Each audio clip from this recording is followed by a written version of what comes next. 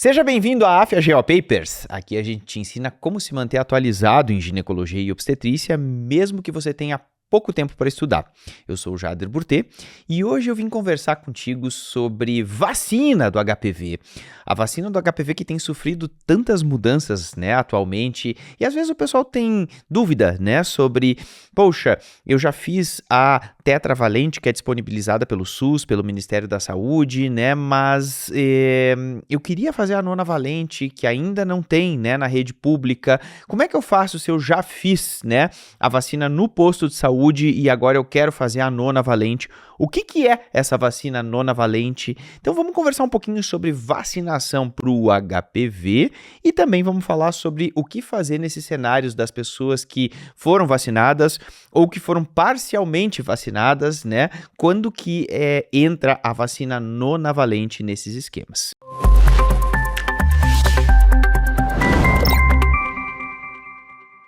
Primeira coisa que eu quero conversar contigo é em relação ao princípio ativo da vacina, que por mais que já seja uma coisa super difundida, às vezes ainda resta dúvida, sobre como que a vacina atua. Olha só, a vacina para o HPV ela foi desenvolvida, na verdade, através da identificação daquela parte, do cromossomo. Se pega, na verdade, os cromossomos ali do HPV, se viu que tem aqueles genes que codificam, se identificou nos cromossomos, aqueles genes que codificam os capsídeos virais, o envoltório do vírus. E esses genes, então, que são aqueles que codificam, os capsídeos do vírus HPV, eles foram transferidos para um fungo Saccharomyces, um fungo do gênero Saccharomyces. E esse fungo, ele passou a produzir capsídeos virais. Então, o que é o princípio ativo, da vacina do HPV? Na verdade, é uma partícula semelhante a vírus, que a gente também chama de pseudovírus. Ou seja, é um fungo que é capaz de produzir aquelas cápsulas virais. Então, o que a gente está injetando na pessoa, quando a gente aplica a vacina do HPV? Apenas o envoltório do vírus, apenas a cápsula do vírus, que a gente chama, quando é vírus, a gente chama de capsídeo, a cápsula. Então, é apenas o envoltório do vírus sem material genético.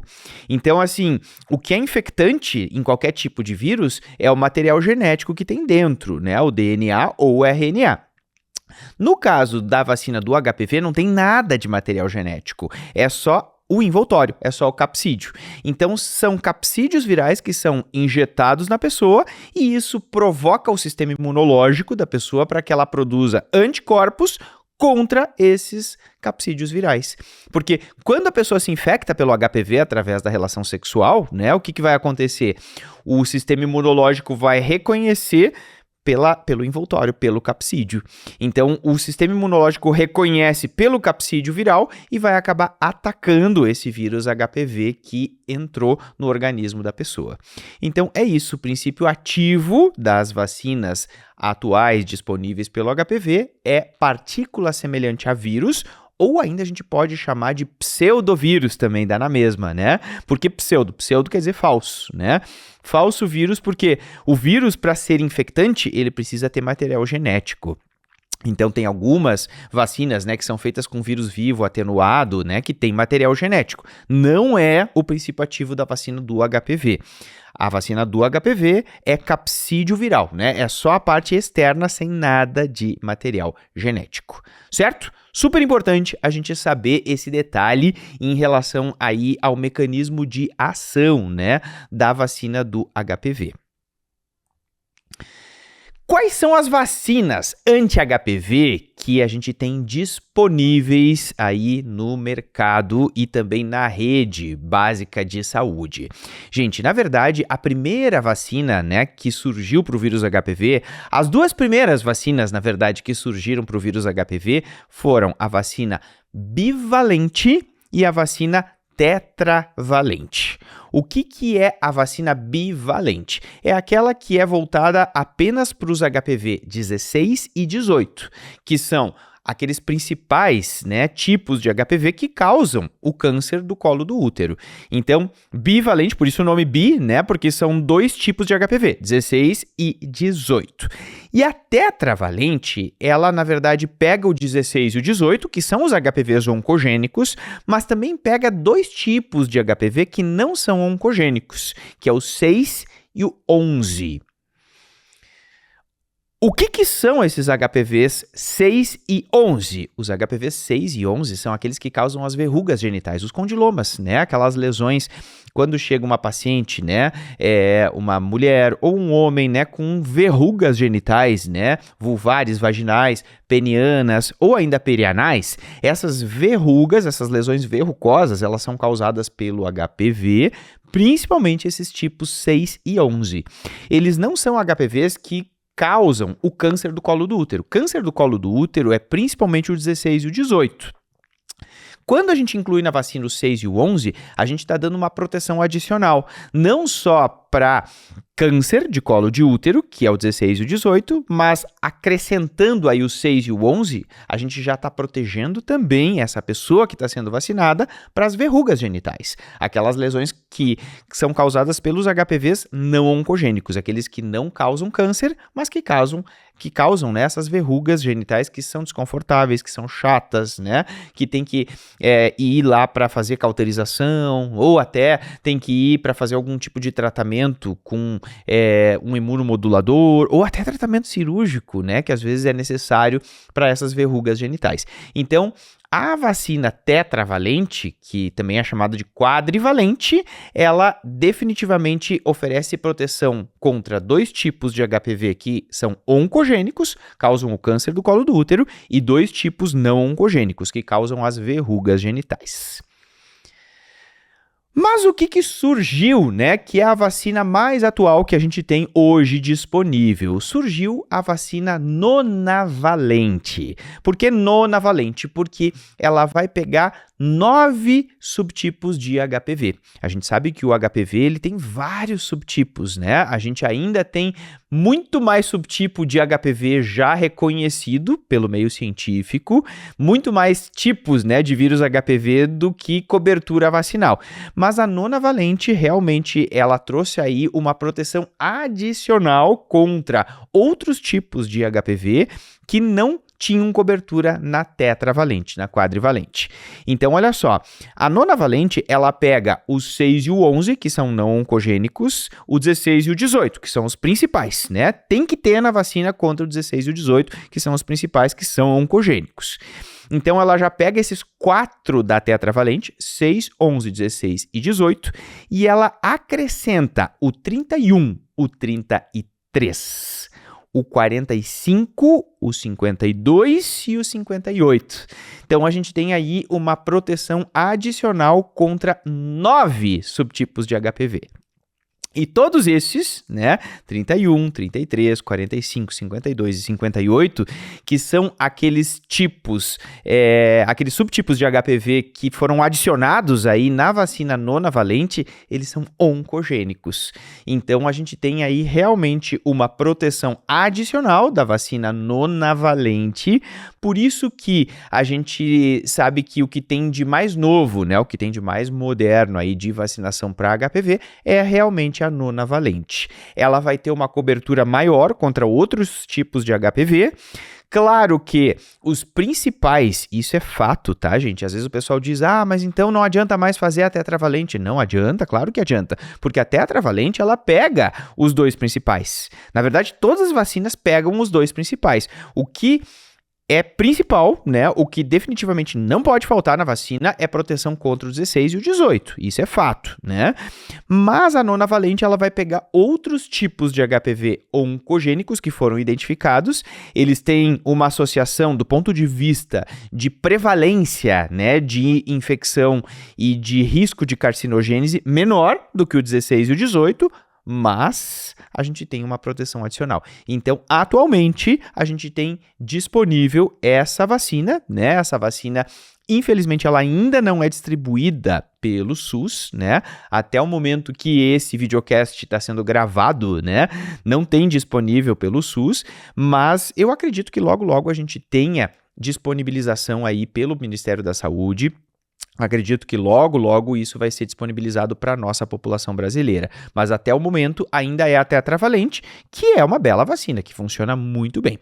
Aquela que realmente ficou obsoleta, né, que acaba não sendo indicada mais, realmente vai ser a bivalente, né, porque a bivalente era só 16 e 18, então ela foi a primeira que surgiu. Claro que ela tem o seu mérito, né, porque ela foi a pioneira aí, né, nos estudos, mas a gente sabe que atualmente a bivalente acaba não fazendo mais muito sentido, né? Em função da gente ter aí a tetravalente e agora principalmente a nonavalente, que vai oferecer uma cobertura maior, né? Contra 9 subtipos de HPV. Então esse era o meu recado. O objetivo realmente era a gente falar um pouquinho, né, sobre as vacinas. E só para a gente finalizar, antes, né, o pessoal às vezes pergunta muito isso, né, e eu vejo que também os colegas às vezes têm dúvida sobre isso em relação ao dia a dia. Aquela paciente que chega e diz assim, doutora, eu já vacinei meu filho, minha filha, né, adolescente, tem 11, 12 anos, já vacinei para HPV. Como é que aqui, agora eu tenho condições de pagar a vacina nonavalente? Vale a pena se o meu filho ou minha filha já está vacinada, né? Ela já tem a vacinação, ele já está vacinado para HPV, para tetravalente. Vale a pena eu fazer a nonavalente? Vale, a gente sabe que sim, que existe essa prevenção adicional. Então, olha só, vamos pegar os cenários, né? Uma pessoa que nunca foi vacinada, né, para HPV, um adolescente, por exemplo, que nunca foi vacinado para HPV, a gente pode indicar a nonavalente. A posologia em bula da nonavalente são 3 doses, 0, 2 e 6, mas a gente já sabe que pode ser feito em 2 doses, que existe uma proteção bem importante se a gente fizer apenas 2 doses, com intervalo de 6 meses. Então, tem paciente que diz assim, eu não vou ter condições de fazer as 3 doses, mas eu tenho condições de fazer 2. Dá para fazer. Uma agora e a outra dose 6 meses depois. Ou, se for seguir exatamente a recomendação em bula, né, 0, 2 meses, 6 meses. Essa é a indicação em bula, né, da nonavalente. Agora, se a pessoa já fez a tetravalente no posto de saúde e ela quer fazer a nonavalente, olha só. Se a pessoa fez uma dose só da tetravalente, que é a recomendação atual do SUS, né, do Ministério da Saúde, a pessoa pode fazer a nonavalente desde que seja pelo menos 2 meses depois da aplicação da vacina tetravalente. Então, a pessoa fez a tetravalente, já passou 2 meses, posso fazer? Pode fazer. Pode fazer o esquema das 3 doses, como é a recomendação em bula, ou pode fazer o esquema de 2 doses, né, fazendo uma agora e a outra 6 meses depois. As 2 formas estão corretas. Tá. Mas e se essa paciente diz assim, puxa, eu tinha feito já, inclusive pago, né, ou até, digamos que no posto fizeram, né, por algum motivo, as 3 doses bem certinha ali da tetravalente. Bom, se fizeram as 3 doses da tetravalente, então, por exemplo, fez já agora, 2 meses depois e 6 meses, né, 0, 2, 6 a tetravalente e quer fazer a nonavalente, é importante que se espere pelo menos 1 ano da última dose da anti-HPV tetravalente. Então, se a pessoa fez a tetravalente, esquema completo, né, com as 3 doses, e aí a pessoa decide, não, eu quero agora fazer a nonavalente, tenho condições, quero fazer a nonavalente. Então, a recomendação oficial é esperar pelo menos 1 ano da última dose da tetravalente para poder fazer a nonavalente. Certo? Então é isso, essa era a minha conversa com vocês, queria trazer realmente para vocês aí essas coisas bem práticas, né, da vacinação para o HPV, que eu vejo que às vezes pode surtir algum tipo de dúvida no dia a dia, né, no consultório, no ambulatório, no posto de saúde. É importante que a gente saiba orientar, né, a nossa população em relação a isso, até porque a gente está em um momento de transição, acredito que logo, logo a gente tem a nonavalente pelo SUS e vai ser necessário fazer essa transição. Então lembrar desses prazos, né, em relação à vacinação nonavalente. E para quem quiser se aprofundar um pouquinho mais sobre grupos de risco, né? Então falar sobre população convivendo com HIV ou ainda população transplantada, oncológica, que são aqueles grupos, né, que a gente sabe que tem mais risco, aí a gente vai, convido vocês então a entrar, né, na nossa área aí da GO Papers, que aí nessa área a gente conversa sobre essas populações especiais, assim. Aqui falei basicamente da população habitual, de baixo risco, né? E na nossa área do aluno a gente vai falar sobre os grupos especiais. Convido então quem tiver interesse a entrar para a gente seguir o nosso bate-papo. Beleza? Muito obrigado.